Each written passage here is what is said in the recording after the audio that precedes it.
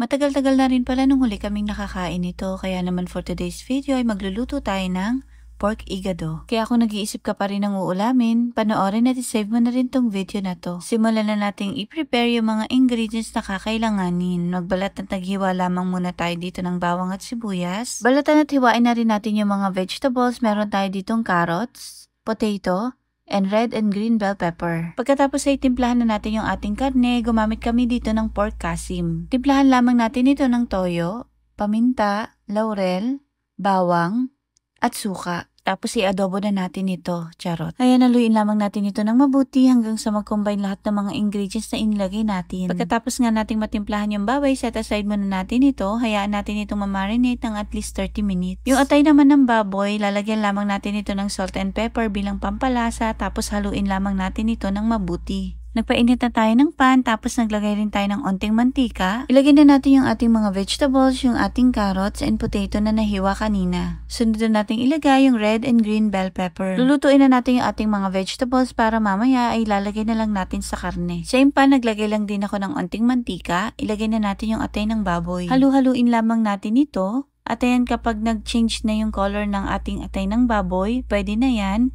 Hanguin na natin ito. Saglit lamang natin itong lulutuin dahil kapag na-overcook ay titigas ito. Sa same pan pa rin, naglagay lang tayo ng onting mantika. Magigisa na tayo ng sibuyas at bawang. Kapag naamoy na natin yung aroma ng bawang at sibuyas, pwede na nating ilagay yung karne ng baboy. Igisa lamang natin ito sa bawang at sibuyas. Yung pinagbabara ng karne ng baboy, huwag niyong itatapon dahil ilalagay din natin ito para mas maging malasa yung ating lulutuin. Maglagay na rin tayo ng atsuete. Powdered nga pala yung ginamit namin, tapos sinunaw lamang namin ito sa warm water. Magdagdag lang din tayo ng onting tubig dahil papakuluan pa natin ito para palambutin ang ating karne ng baboy. Maglagay na din tayo ng suka at para sa karagdagang linamnam at lasa ng ating nilulutong igado, naglagay rin tayo ng liquid seasoning. At ayan, kapag malambot na yung ating karne, ilagay na natin yung green peas at yung ating mga nalutong gulay kanina. Shoutout po kay Ma'am Chi Menjola from Imus Cavite, Sharon Claveria from UAE, Galinda Ramirez from Antipolo City, Arnold Mission from Pateros,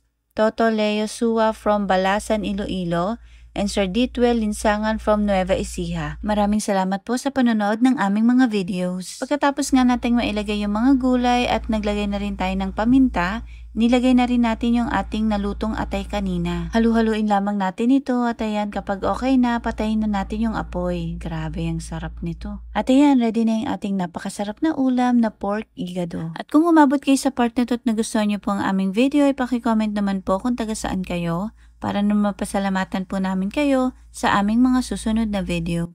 Yun lamang po, maraming salamat. Enjoy! Buti na lang nakapagsaing na ako kanina. Siguradong mapaparami na naman ang kain nito ni Chef. Perfect.